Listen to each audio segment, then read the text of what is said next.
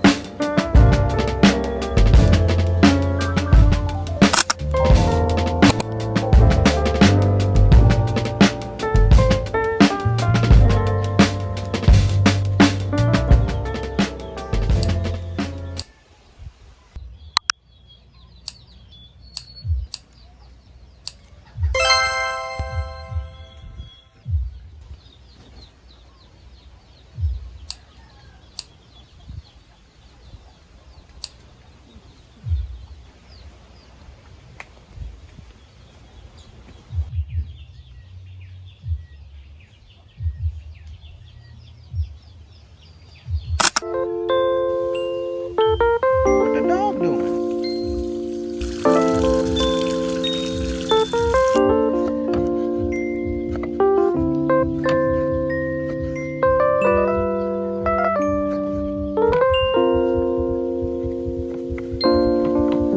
What the dog doing?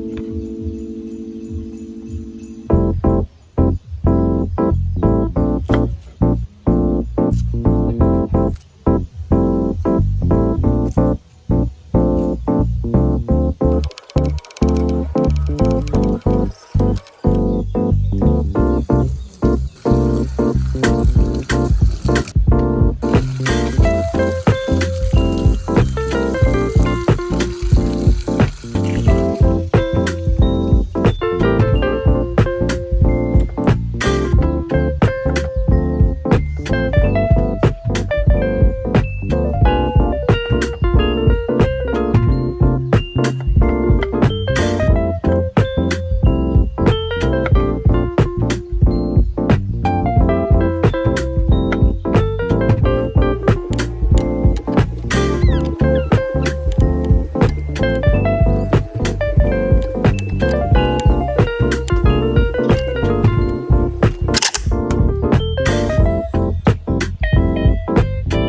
dog doing?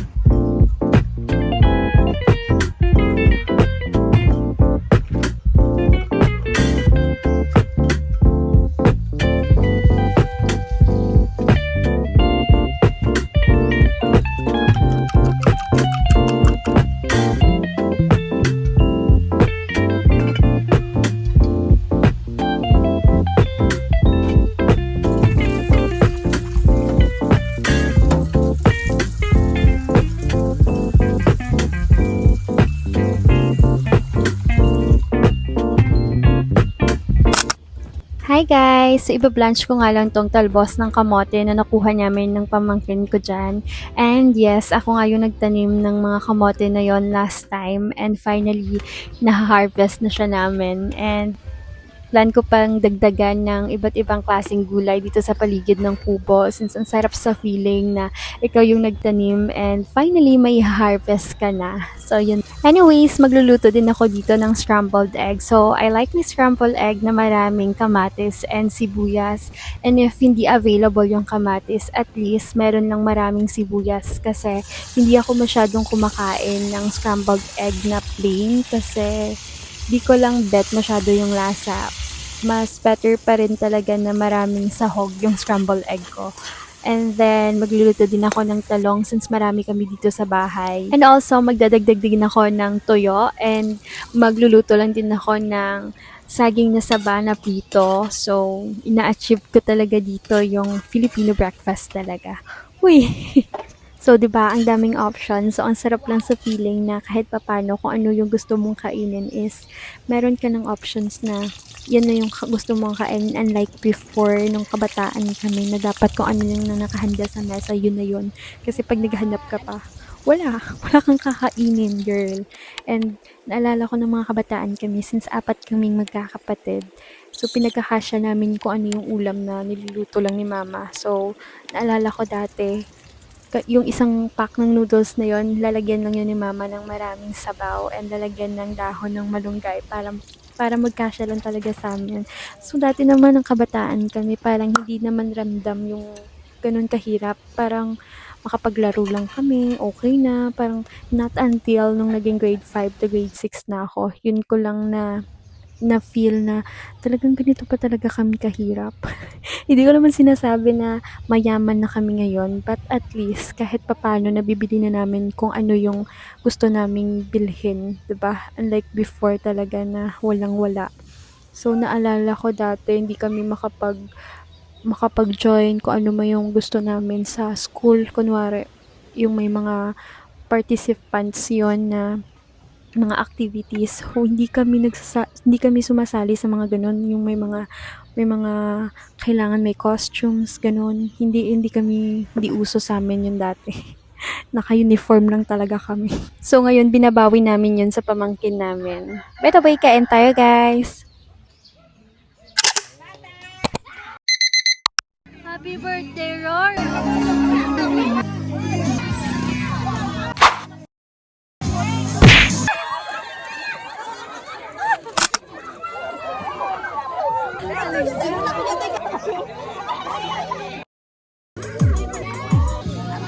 Ano mo ka? At ano na nyo?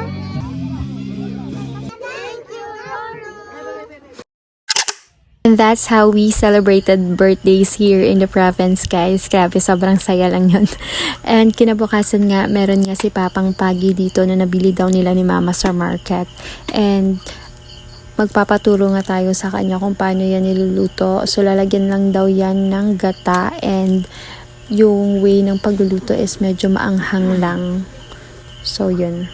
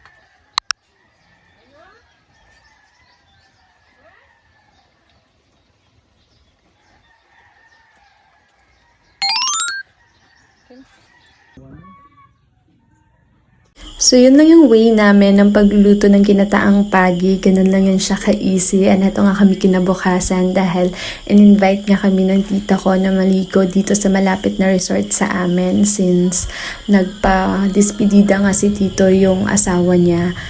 Dahil kinabukasan niya is flight niya na pabalik sa ibang bansa kasi dun yung trabaho niya. And yung resort na pala na to is malapit lang, katabi lang siya ng dagat. So, yan.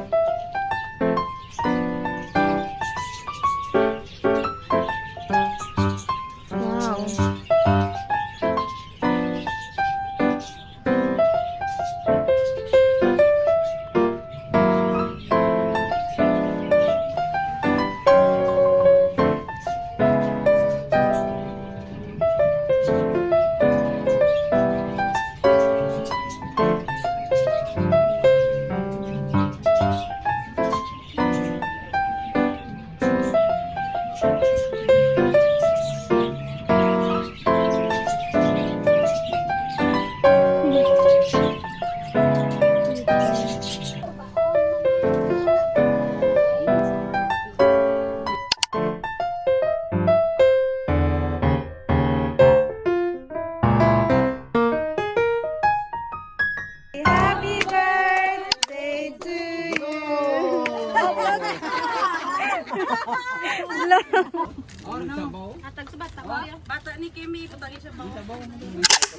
Yung place na pala na to is located sa Sumag and yung resort name is Shelton's Resort. And kagaya ng sabi ko kanina, yung resort is katabi lang niya yung dagat. And as you can see, maraming ng jellyfish ng time na yan. Ito nga sila ni Papa at Tito, nag-inuman nga lang sila dyan and yung mga bata is naligo lang sa pool. And kami naman nila tita is na-enjoy namin tong videoke. So, yun lang yung kagandahan sa resort na to is marami kang pwedeng gawin. It's a perfect place nga to para mag-celebrate ng birthdays or kung anong, kahit anong okasyon pa yan. So, yeah, nag-enjoy naman kaming lahat dito. And that's it, guys. Thank you for watching. Dili na lang. Bye!